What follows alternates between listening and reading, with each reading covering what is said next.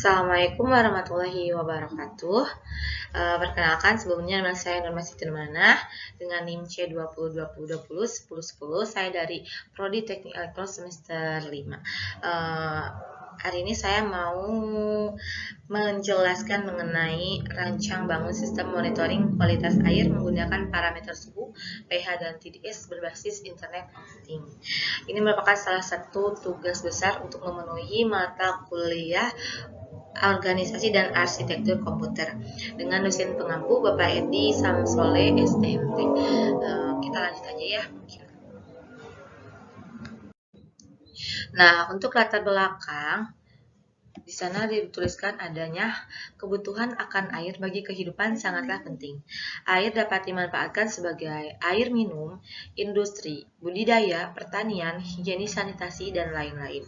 Oleh karena itu, sangat diperlukan adanya sumber air yang dapat menyediakan air yang baik dari segi kualitas maupun kuantitasnya. Menurut Purwonugroho pada tahun 2013, agar air dapat dimanfaatkan dengan aman bagi kesehatan manusia, maka air harus memenuhi beberapa persyaratan, yaitu persyaratan fisika, kimia, biologi. Nah, ini untuk menurut Kementerian Kesehatan RI 2010 ya. Nah, untuk latar belakangnya mungkin seperti itu ya. Dan yang menjadi pemicu untuk mengetahui kualitas air itu yang pertama adalah dari segi temperatur dan suhu ya, yang merupakan sangat penting diketahui dalam penentuan kualitas air dalam dunia industri. Nah, seiring waktu, tahun ke waktu perkembangan teknologi yang terus berkembang bertujuan untuk mempermudah pekerjaan manusia. Maka dari itu diperlukan pengukuran untuk mengukur kualitas air secara otomatis. Nah, untuk mengetahui kualitas air secara otomatis itu ada 3 parameter ya. Yang pertama itu ada suhu, terus pH. Yang ketiga juga ada perhitungan atau misalkan dalam sensor itu disebut TDS ya, total dissolved solid. Itu menurut perhitungan fisikawianya. Kita lanjut aja. Nah, kemudian ada tujuan. Untuk tujuan saya mengangkat perangkat ini sebagai tugas besar saya itu yang pertama yaitu agar mampu membuat dan merancang sistem monitoring kualitas air dengan beberapa parameter dan bisa diakses melalui internet. Yang kedua, membantu masyarakat agar air yang digunakannya terdeteksi parameternya apakah air itu baik dan sehat untuk dikonsumsi. Karena ya gak sedikit orang yang mengkonsumsi air masih dari sungai yang belum punya sumur sendiri atau belum punya PDAM. Dia menggunakan air sungai terdekatnya.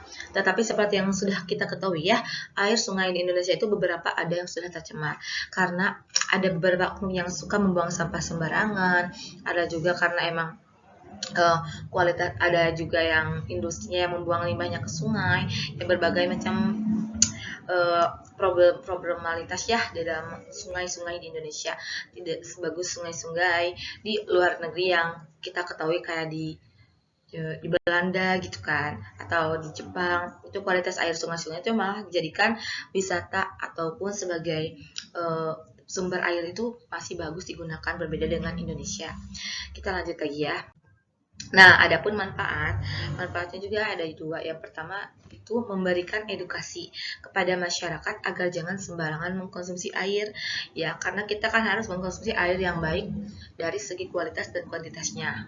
Yang kedua, dengan perancangan dan pembuatan sistem monitoring kualitas air ini diharapkan masyarakat bisa mengetahui kondisi air yang berkualitas yang baik digunakan atau tidaknya. Dengan perancangan dan pembuatan sistem monitoring kualitas air ini diharapkan masyarakat bisa mengetahui kondisi air yang berkualitas yang baik digunakan atau tidaknya ya. Boleh. Lanjut lagi ya. Nah, adapun komponen alat yang digunakan dalam perancangan ini tuh ada 6. Yang pertama itu Arduino Uno. Di sini saya akan menggunakan Arduino Uno sebagai perangkat pemproses. Kemudian ada juga DS18B20. DS18B20 itu adalah salah satu jenis sensor suhu. Nah, sensor suhu itu berarti adalah satu perangkat input yang akan digunakan ya. Kemudian ada pH 452C, yaitu merupakan sensor pH ini juga sama, merupakan inputan yang akan digunakan. Kemudian yang terakhir ada TDS. TDS juga merupakan sensor ya, sensor TDS yang digunakan sebagai inputan dalam perangkat ini. Kemudian ada LCD. Nah, kalau LCD itu adalah tampilan hasil. Jadi hasil yang sudah kita uji coba, misalkan air itu tersebut diuji coba menggunakan 3 sensor itu. Nah, hasilnya itu atau outputnya itu menggunakan LCD ya, menggunakan LCD. Jadi LCD merupakan salah satu perangkat output. Kemudian ada smartphone. Nah, smartphone ini sebagai salah satu akses tambahan. Misalkan sama-sama juga tampilan mengenai hasil 3 parameter tadi ya, mengenai 3 hasil parameter uji coba 3 parameter tadi akan ditampilkan juga melalui smartphone, asalkan syaratnya adalah terhubung dengan internet dan aplikasi yang digunakannya di download ya, misalkan pakai Blink atau apa gitu. Nah, lanjut lagi ya. Untuk cara kerja perangkat ini, yang pertama adalah mulai, yang pastinya start ya, dihubungkan dengan power supply-nya, kemudian masuk ke sensor 3 sensor tadi ya, itu sensor DS18B20, kemudian sensor pH modul P502C, yang ketiga gravity TDS sensor atau DFR obot. Nah, kemudian diproses menggunakan microcontroller ESP32. Mau menggunakan microcontroller ESP32 atau menggunakan Arduino juga boleh banget ya, karena sama-sama perangkat pemproses. Kemudian hasil pemeriksaan tadi akan disimpan melalui memori. Nah, memori di sini akan ada SD card dalam perangkat pemprosesnya. Kemudian dalam memori itu kemudian datanya akan dibaca.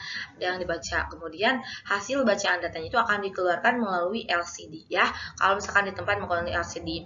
Nah, bisa juga buat orang-orang yang misalkan jauh, diakses aja melalui Android, melalui smartphone ya, menggunakan internet, atau misalkan dihubungkan melalui modem.